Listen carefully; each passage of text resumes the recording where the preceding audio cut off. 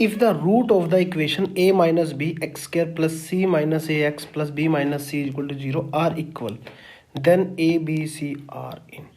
ठीक है, अगर इसके रूट जो हैं वो इक्वल रूट हैं, इक्वल रूट का है, तो आपको साफ साफ एक चीज़ नज़र आ रही है कि अगर मैं x को यहाँ 1 पुट कर देता हूँ तो यहाँ देखिए माइनस बी, सी माइनस ए और b माइनस बी सभी कट के 0 आ जाते हैं। इसका मतलब एक रूट तो इसका क्या हो गया, x इज इक्वल टू 1, और इक्वल रूट है दूसरा रूट भी क्या हो गया, 1 हो गया।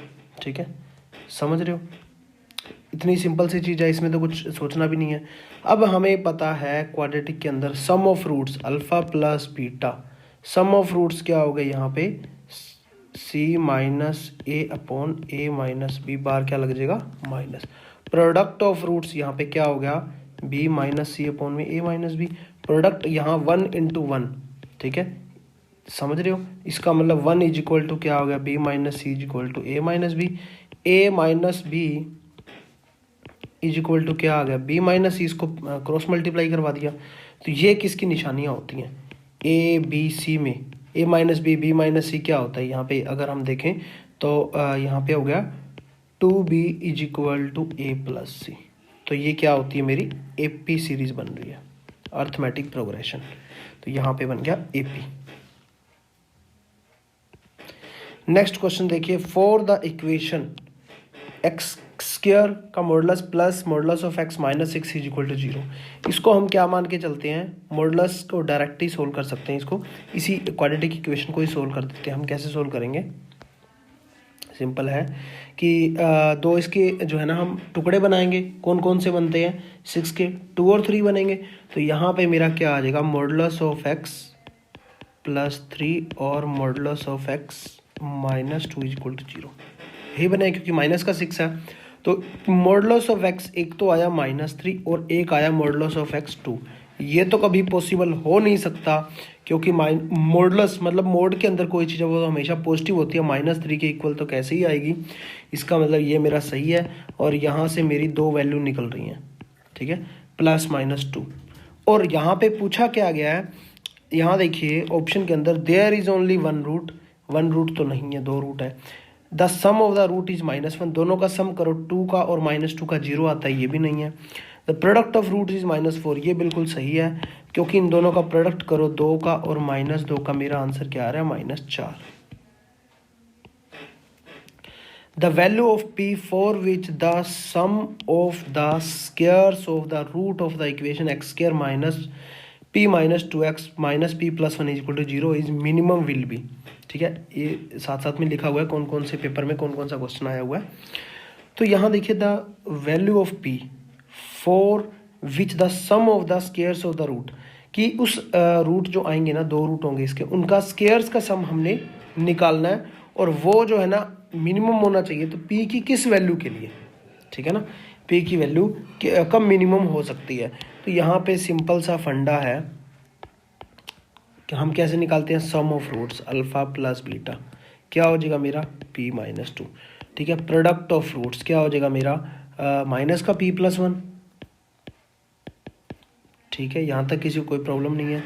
ठीक, उसके बाद हम क्या देखते हैं कि हमने क्या निकालना है alpha square plus beta square.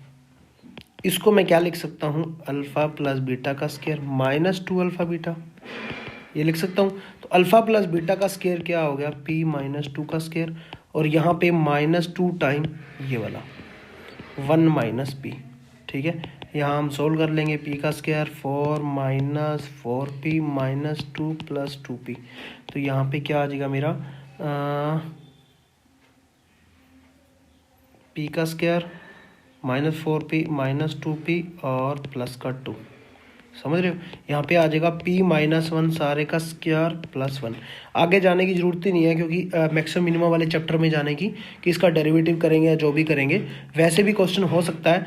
But मैं आपको बोलूँगा यहाँ देखिए इसका वो बन रहा है p-1 का स्क्वायर प्लस 1 एक्स्ट्रा बन रहा है। यहाँ देखिए 2 को मैंने तोड़ दिया, यहाँ 2 को मैंने 1 + 1 लिख लिया, समझ रहे हो ना। ठीक है, इसको हटा देता हूँ यहाँ से कहीं कन्फ्यूज़न ना हो जाए।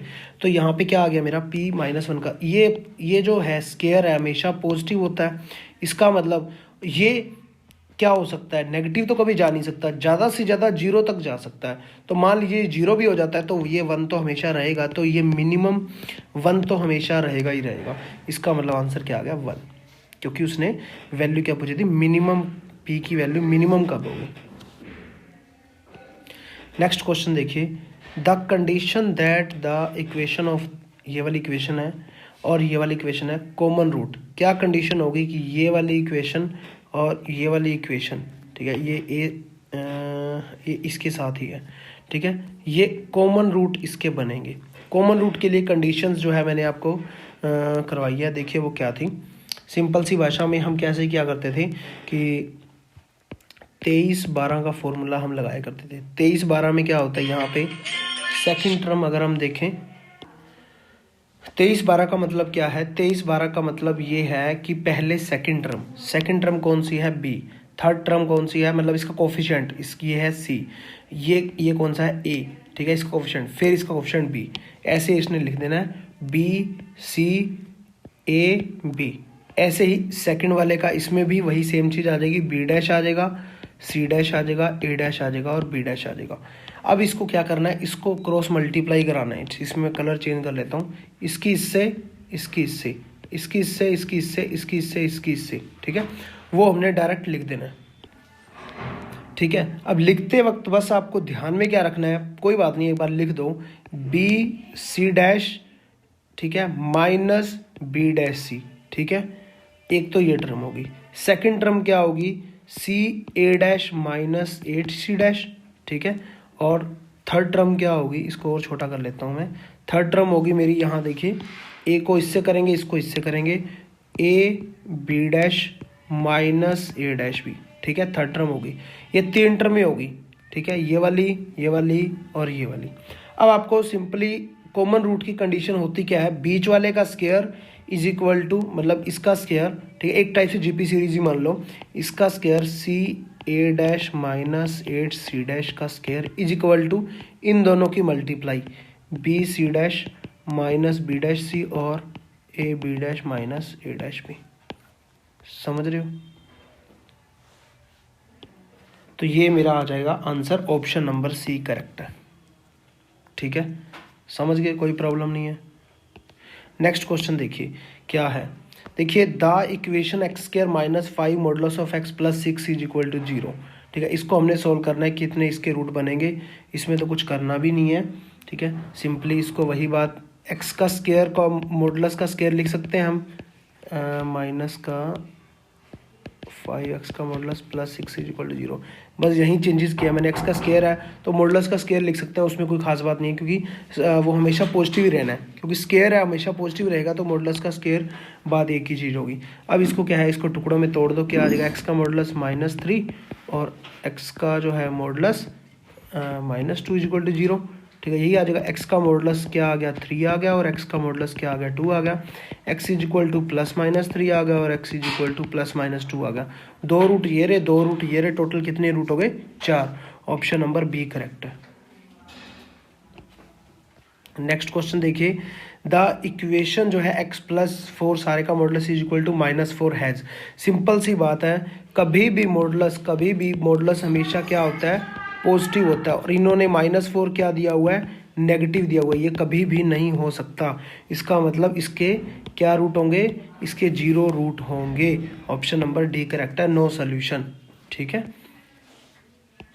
नेक्स्ट देखिए, ये अभी फिर से DSSS वाले चल पड़े, TGT में 2014 में पूछे गए थे। तो यहाँ देखिए, an odd degree polynomial equation has, odd degree polynomial जो इक्वेशन होती है उसका हमेशा एक जो है ना, एक एटलीस्ट 1 रियल रूट हमेशा होता है, ठीक है। कोई भी ओड डिग्री पोलिनोमियल ले लो, जैसे कि x³ + 2x -3 equal to 2x² -3x + 4 is equal to 0, ये ओड डिग्री पोलिनोमियल इक्वेशन है, इसका हमेशा एक 1 रियल रूट, हमेशा एक रियल रूट होगा ही होगा।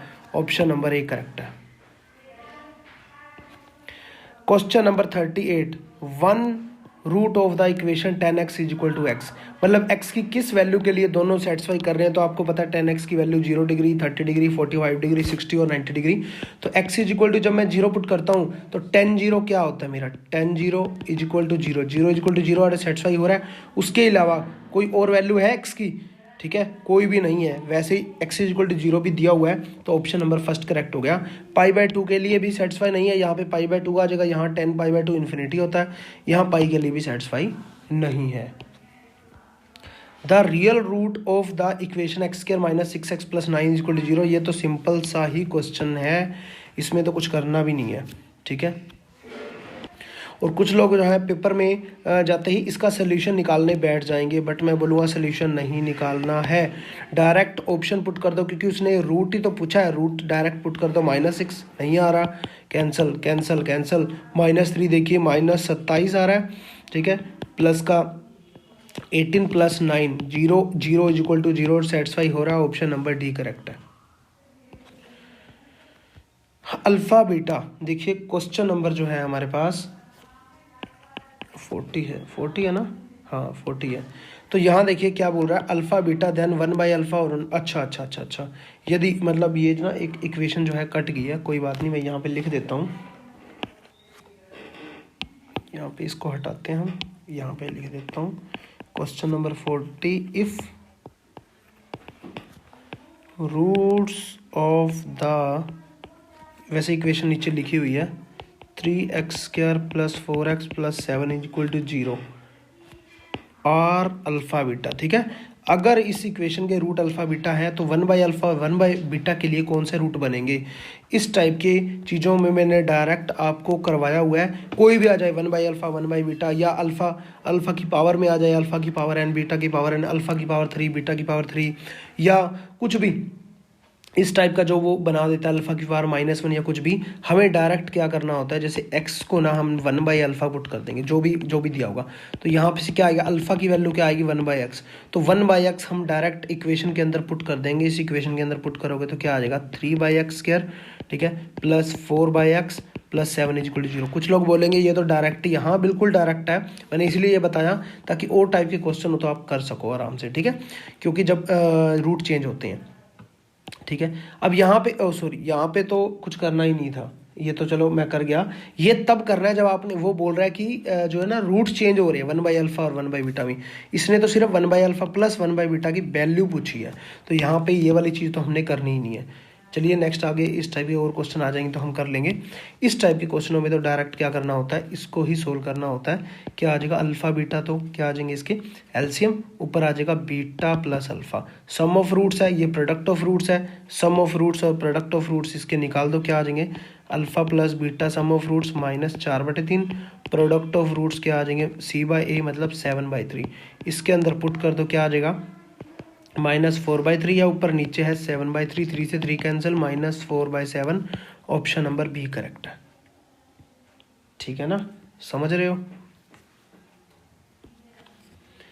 चलिए थैंक यू सो मच। बाकी के जो क्वेश्चन होंगे हम नेक्स्ट लेक्चर के अंदर करेंगे, मतलब इस टाइप के सारे जितने भी क्वेश्चन चल रहे हैं जो है ना इससे रिलेटेड क्वाड्रेटिक इक्वेशन से जितने भी क्वेश्चन आए हुए हैं सारे हम डिस्कस इसके अंदर करने वाले हैं। Thank you so much.